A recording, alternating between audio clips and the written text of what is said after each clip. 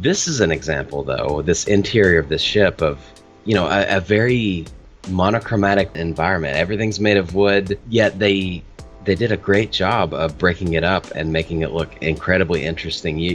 There are plenty of times you've played games where it's like, oh, this is the inside of a ship or a shack, and it's very mundane. But they didn't do that here. Like, they had the nice curvature in the background. Every element of it has some form of interest or is a different tone of wood, different type of wood. It's interesting. A great example of how you can take something that might have sounded mundane to the artist when it was told, hey, we're doing the inside of this ship. And they know what they're thinking right off the bat, but they tied it into the world and sort of the fantastical nature of it, and really brought to life as many details as possible. It's one of those things. You always have to think, when you're a visual artist, or almost any kind of artist, when you're given the sort of palette of things you can use, you always have to figure out, what contrast do I have to work with where I can make this interesting? And if everything has to be wood, you still have contrast of just overall scale, of texture, and of color, like what color hues work within this whole idea of wood. And again, like this is so important if you're going, especially if you're doing the environment art, this idea of breaking it up into large areas. And again, like, this helps the important things and the characters pop and show so well on the screen. You could see it's broken up almost into thirds. You've got the top, which is very vertical lines and dark. And then this first big horizontal line really breaks up this whole area that is largely horizontal. And then you've got these reddish wood colors, just accented with a few more muted colors. So again, it's largely monochromatic areas with just a little bit of a sort of secondary color that's near it on the color wheel, so to speak, to give it this little bit of accent without it being too contrasty and too loud, without these things showing up too much. And then you go again, you get this bottom third of the screen that gets into the more yellow, warmer tones. You're starting to get into the foreground, so it's getting brighter lit with stronger contrast. And you've just all these things. You've got, the artist is dividing it into vertical sections and largely horizontal sections, which obviously this bottom part is extremely horizontal. And then there's also the how warm or cool is it, how sharp overall the contrast is. Those are the sorts of things, the sort of idea of grouping. So in any one of these groupings, the player character and enemies and pickup items and all that, they'll just show up so nicely, and none of the background is fighting for your attention. Imagine if it was less experienced artists that said, oh, how many colors do I have to work with? And they just used all these colors all over the place, all over the background. And you get sort of a rainbow, you're going to have every color you can think of back there. I've seen that plenty of times, and it gets overwhelming, to look at. But they were intelligent with not doing that in this game, for sure. Another fantastic example of this color grouping is this castle that right here it comes here. Let me pause the screen. And this is a really fascinating example of what's going on in the minds of the artists that are working on these environments. They know they want to separate foreground from background to really give you interest, but also really help it's a video game. It's not just an image you look at once.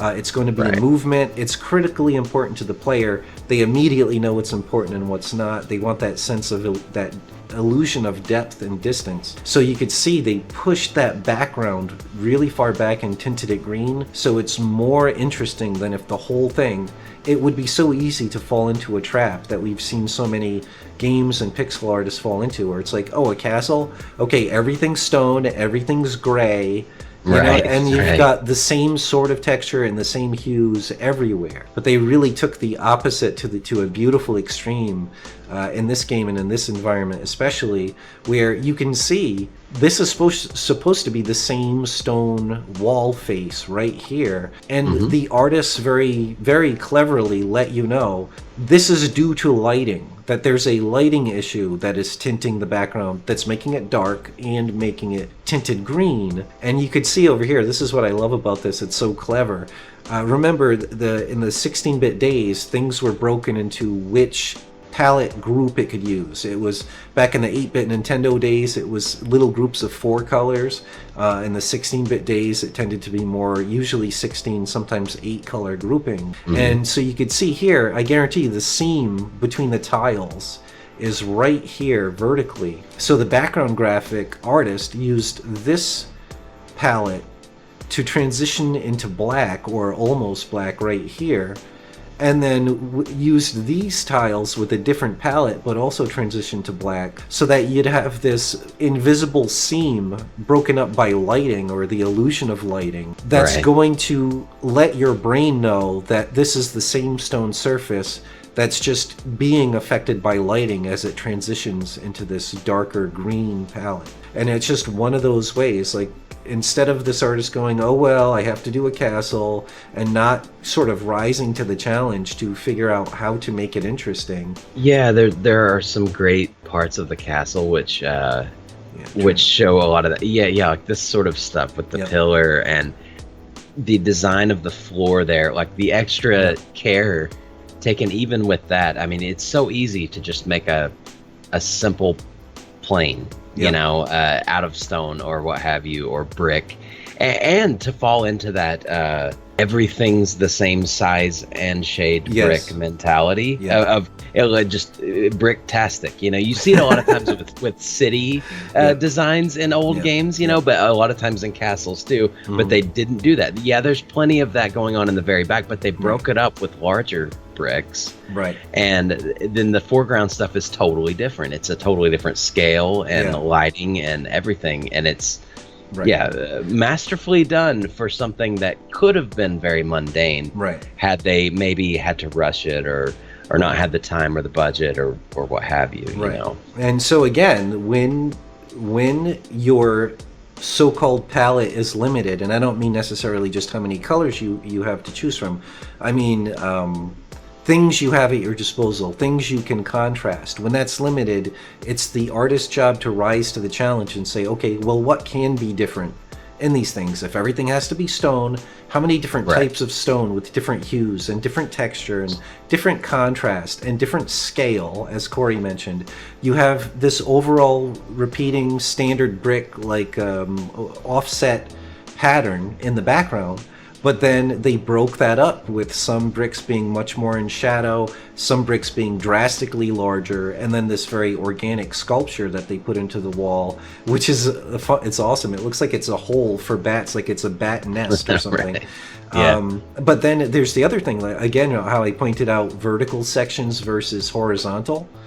So a general brick pattern is going to have a pretty strong horizontal sense to it, but then you've got this very vertical column where the artists were very careful to make sure that they're not breaking it up into lots of small horizontal sections, because you already have that in the background, right? So now we're going to go with the vertical, very vertical delineated segment for the foreground column, and then you have this offset standard brick laying pattern here for the background.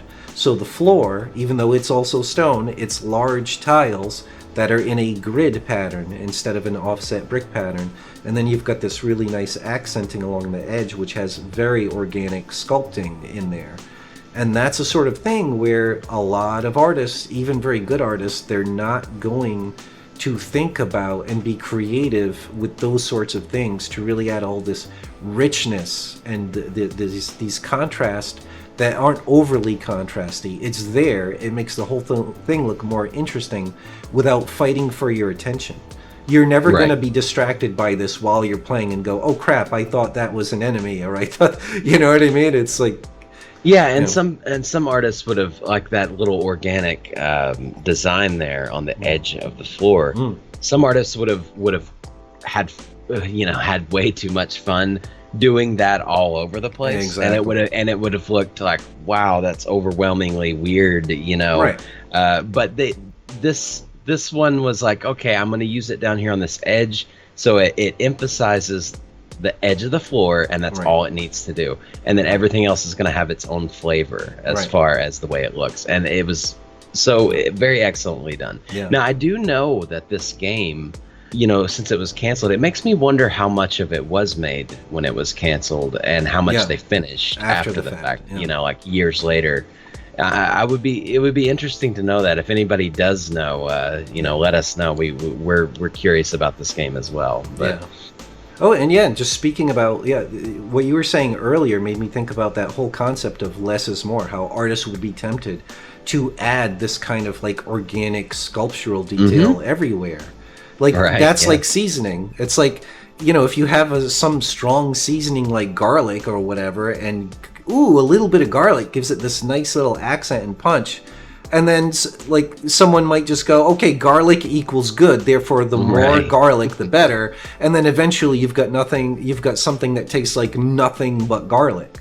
You have garlic with a little pasta on the side. Yeah, exactly. So so it's critically important to understand that the something loses its value when there's nothing but it. I think there was even a joke of that, this idea of how mundane it would be. Like, you might love donuts, but if it rained donuts, I think there was a Simpsons episode where he was like in a time travel device and he kept altering history in the future. And anyway, one of the worlds he ended up with, it like rained donuts and he was super happy. But again, like if you're constantly drowning in this thing, no matter how cool it seemed when it was rare, you're going to get really bored and eventually sick of that thing.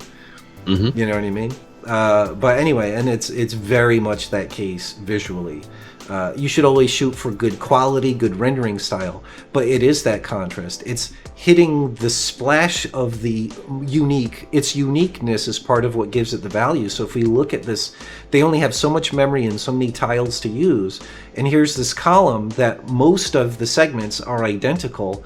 And then right here, they used their memory wisely, used a few more tiles to add this beautiful crack that breaks up that verticality in this little segment where the facade of the column is broken off. That adds so much more realism and interest. But imagine if every segment had the same exact break in it. Exactly. Like those are the critical things that, another one of the critical things that a pixel artist needs to keep in mind. If you enjoy our content and want to keep up to date on our games, please leave a like and subscribe. Also, if you want to support our projects, consider becoming a patron. The link's in the description, and we'll see you soon.